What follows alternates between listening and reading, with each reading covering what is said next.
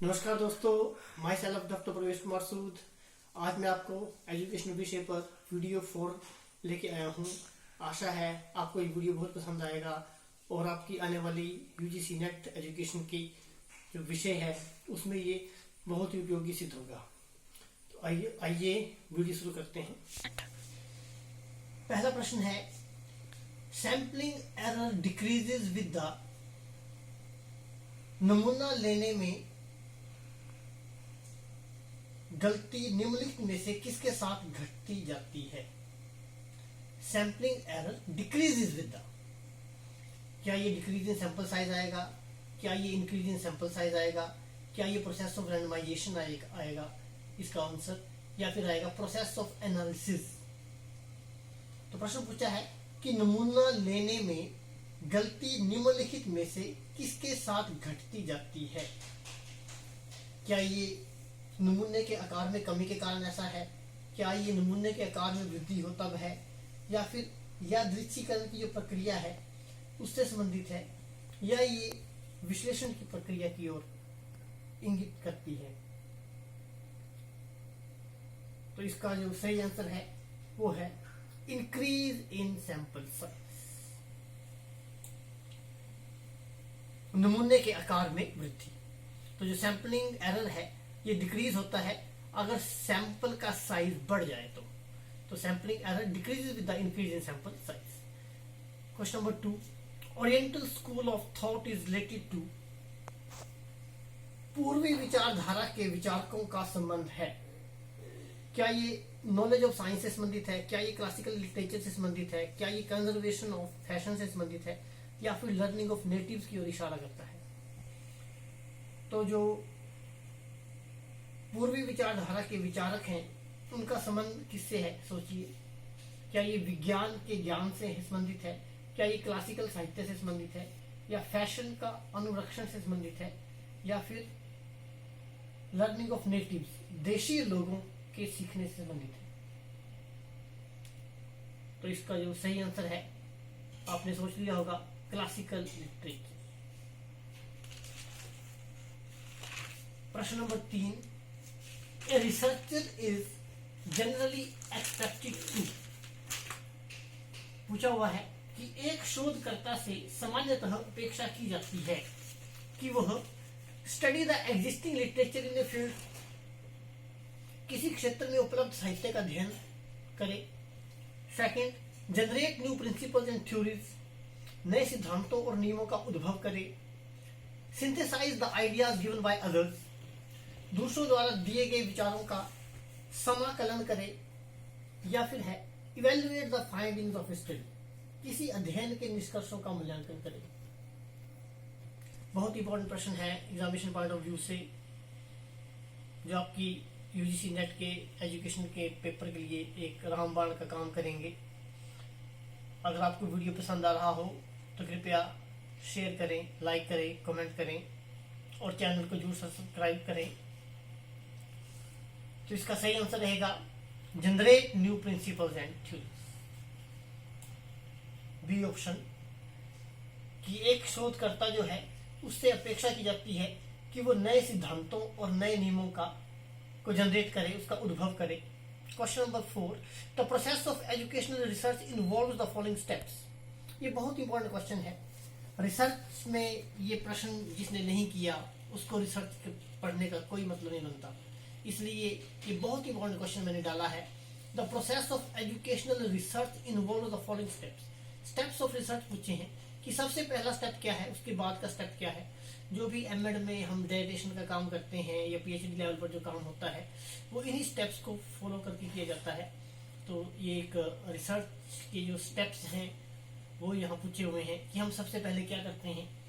तो क्या हम कलेक्शन ऑफ डाटा करते हैं, फिर statement of objective, selecting the problem, method, procedure, analysis and interpretation of data, reporting the results. तो ये 6 ऑप्शन यहाँ पर दे रखे हैं, 6 यहाँ पर पॉइंट दे रखे हैं, स्टेप्स दे रखे हैं। तो आपको यहाँ पर बताना है कि इनका सीक्वेंस बताना है कि सबसे पहले कौन सा स्टेप आएगा। तो पहला स्टेप है इसमें जो आपसे पूछा हुआ है प्रश्न नंबर 4 में, कलेक्शन ऑफ डाटा, आंकड़ों का संकलन करना आता है क्या। स्टेटमेंट ऑफ ऑब्जेक्टिव्स, उद्देश्यों का कथन दिया हुआ है। फिर दिया है समस्या का चयन, सिलेक्टिंग द प्रॉब्लम, फिर पूछा है, फिर अगला है विधि या प्रक्रिया, और उसके बाद है analysis and interpretation of data, आंकड़ों का विश्लेषण करना और विवेचन करना, और एक है रिपोर्टिंग द रिजल्ट्स, परिणामों की रिपोर्ट करना। तो जो स्टेप्स हैं इसमें अगर आप ध्यान दें तो पहला इसमें स्टेप आता है, सबसे पहले हम समस्या का चुनाव करते हैं, सिलेक्टिंग द प्रॉब्लम। समस्या का चुनाव करने के बाद हम क्या करते हैं, हम objective, statement of objective second दिया जाएगा, उद्देश्यों के कथन की बात हम करते हैं। समस्या का चुनाव करने के बाद हम उद्देश्यों की बात करते हैं, ऑब्जेक्टिव्स की। ऑब्जेक्टिव की स्टेटमेंट होने के बाद हम क्या करते हैं, हम मेथड का प्रयोग करते हैं, मेथड या प्रोसीजर, और मेथड और प्रोसीजर को लगा करके हम कलेक्शन ऑफ डेटा, आंकड़ों को इकट्ठा करते हैं। तो इसके बाद ये आ जाएगा, और उसके बाद आ सकता है analysis and interpretation of data. आंकड़े इकट्ठे कर लिए, फिर हम उनको अलग अलग करते हैं, उनका उल्लेख करते हैं, उनका विवेचन करते हैं, तो ये पांचवा। उसके बाद आएगा रिपोर्टिंग द रिजल्ट्स, परिणामों की हम रिपोर्ट बनाते हैं। तो सबसे पहले मैंने आपको जो बताया वो ऑप्शन नंबर देखिए किसमें है, ए में है, जिसका आंसर ए आएगा। Next question, which of the following correct order comes under Maslow's hierarchy of needs. तो ये एक बहुत ही इंपॉर्टेंट क्वेश्चन है जो आपसे पूछा है कि निम्न में से सही क्रम कौन सा है जो मैस्लो के आवश्यकता अधिगम के अधीन आता है। तो मैस्लो ने जो हायरार्की ऑफ नीड्स, जो उसने आवश्यकताओं के अधिक्रम को रखा था, वो क्या है। सबसे पहली आवश्यकता उन्होंने क्या बताई, क्या ये self actualization, safety, love, esteem, एक ये चार ऑप्शन दे रखी हैं, तो इसमें से आपने बताना है। सेल्फ एक्चुअलाइजेशन को हिंदी में कहेंगे स्वतः प्रत्यक्षीकरण, सेफ्टी हो गया बचाव, लव हो गया प्रेम, और एस्टीम हो गया प्रतिष्ठा। इसी प्रकार अगली ऑप्शन है फिजियोलॉजिकल नीड, शारीरिक आवश्यकता, सेल्फ एक्चुअलाइजेशन स्व प्रत्यक्षीकरण, एस्टीम प्रतिष्ठा, सेफ्टी बचाव, then physiological need, safety, love, esteem, then physiological need, esteem, self actualization, love. तो यहाँ पर आपने क्रमानुसार जो आवश्यकता मैस्लो ने बताई है उसका आपने ऑर्डर यहाँ पर बताना है कि सबसे पहली आवश्यकता क्या है। तो ये बहुत इंपॉर्टेंट क्वेश्चन है। इसमें सबसे पहली जो आवश्यकता है वो आती है हमारी शारीरिक आवश्यकता, जिसको हम कहते हैं फिजियोलॉजिकल नीड। तो फिजियोलॉजिकल नीड देखें आप कहाँ है, इसमें सबसे पहले ये है, ये भी है। फिजियोलॉजिकल नीड जो है उसके बाद जो हमारी दूसरी आवश्यकता आती है, अगर हमारी जो शारीरिक आवश्यकता है जैसे भूख है, नींद है, प्यास है, ये हमारे शरीर की सबसे जरूरी आवश्यकता है, तो सबसे पहले यही आती है। अगर हमारी भूख मिट गई, नींद प्यास मिट गई, तो फिर हमें सेफ्टी की जरूरत आती है, जिसको हम बचाव भी कहते हैं, कि हम सुरक्षित रहें जहां भी हम रहें। अगर ये आवश्यकता हमारी पूरी जाती है तो फिर हम तीसरी आवश्यकता जो मैस्लो ने बताई थी वो थी लव, जिसको हम प्रेम कहते हैं, कि हमें रिश्तेदारों से, सगे संबंधियों से, घर से प्रेम मिले, समाज से, तो ये लव आ सकता है जो इन्होंने बताई थी तीसरे नंबर पर। चौथे नंबर पर इन्होंने बताई थी एस्टीम प्रतिष्ठा, तो इसका सी ऑप्शन आएगा।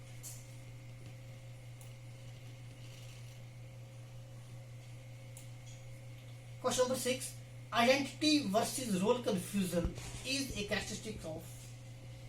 तो एरिक्सन ने एक थ्योरी दी थी, तो उस वहां से ये निकला है, जो उन्होंने स्टेजेस बताई थी उसमें से एक स्टेज यहाँ पूछी हुई है कि जो आइडेंटिटी वर्सेस रोल कंफ्यूजन है, जो एरिक्सन ने थ्योरी दी थी, वो कौन सी स्टेज के अंतर्गत ये है। क्या ये चाइल्डहुड स्टेज में आता है, क्या ये एडोलेसेंट स्टेज में है, क्या ये इन्फेंसी स्टेज में है, या फिर ये अर्ली चाइल्डहुड स्टेज। प्रश्न नंबर 6 मैंने अभी बताया, identity versus role confusion is a characteristic of.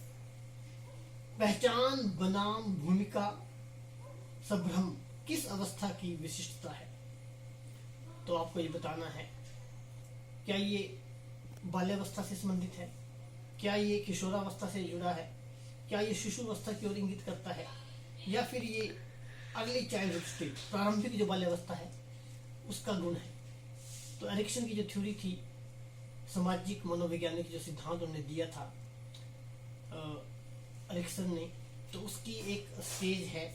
तो ये आती है आपकी किशोर अवस्था में, एडोलेसेंस स्टेज से है ये।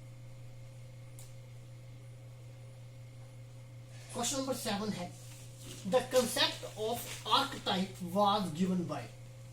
आद्य प्ररूप की संकल्पना किसकी देन है? तो आपने बताना है फ्रायड, अरिस्टी, वेलस, यूंग। तो इसका सही जवाब रहेगा यूंग।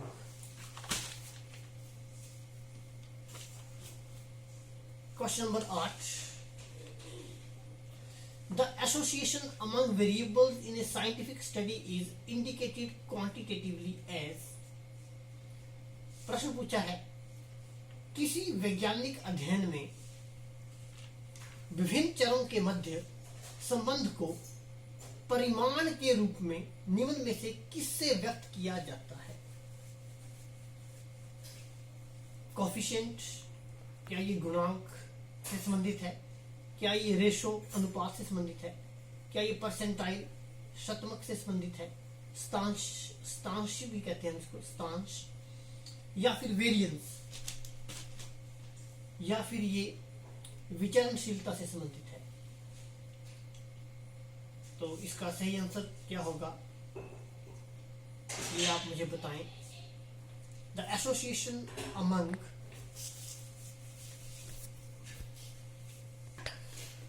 तो मैंने अभी प्रश्न पूछा है, the association among variables in a scientific study is indicated quantitatively as. क्या इसका आंसर गुणांक आएगा? क्या इसका आंसर अनुपात आएगा? क्या इसका आंसर परसेंटाइल आएगा? या फिर इसका आंसर वेरिएंस आएगा? तो इसका सही आंसर है coefficient. Next question, for collecting information under right to information act from 5 different states the better such tool will be. एक बहुत ही इंपॉर्टेंट क्वेश्चन यहां से पूछा हुआ है कि सूचना का जो अधिकार अधिनियम है उसके तहत 5 विभिन्न राज्यों से सूचना एकत्रित करने के लिए बेहतर शोध उपकरण निम्न में से होगा। अगर हमने 5 विभिन्न राज्यों से सूचना एकत्रित करनी है तो हम शोध के कौन से उपकरण का उपयोग करेंगे जो सूचना के अधिकार अधिनियम के तहत हो, ये आपने बताना है। ये है जिसको ऑब्जर्वेशन मेथड कहते हैं, अवलोकन विधि भी हम इसको कहते हैं। रेटिंग स्केल, क्या ये मूल्य निर्धारण मापनी है? क्या ये प्रश्नावली है, क्वेश्चनर, या फिर ये जांच सूची है, चेकलिस्ट? तो बहुत ही इंपॉर्टेंट क्वेश्चन है। तो इसके लिए जो रिसर्च टूल है वो आता है प्रश्नावली, questionnaire. Question number 10, an aptitude test should essential possess. पूछा हुआ है कि अभिक्षमता परीक्षण में अनिवार्यतः होना चाहिए। जो एप्टीट्यूड टेस्ट है उसमें क्या होना चाहिए, मुख्य रूप से क्या होना चाहिए? तो एप्टीट्यूड की मैंने पहले भी बात की थी पिछले लेक्चर में भी कि एप्टीट्यूड जो है ये व्यवसाय की ओर इंगित करता है। और क्या ये कंटेंट वैलिडिटी इसमें आएगा, जिसको हम कहते हैं विषय वस्तु परक वैधता? क्या ये प्रेडिक्टिव वैलिडिटी में आएगा, भविष्य सूचक वैधता? क्या ये समवर्ती वैधता में आएगा, कनकरेंट वैलिडिटी? या फिर ये संरचनात्मक वैधता, कंस्ट्रक्ट वैलिडिटी? तो एप्टीट्यूड जैसे कि मैं अभी बता रहा था कि ये भविष्य की ओर संकेत करता है और ये व्यवसाय की ओर लेके जाता है। तो ये भविष्य में यहाँ पर फिर ये प्रेडिक्टिव वैलिडिटी आएगा, प्रेडिक्टिव वैलिडिटी।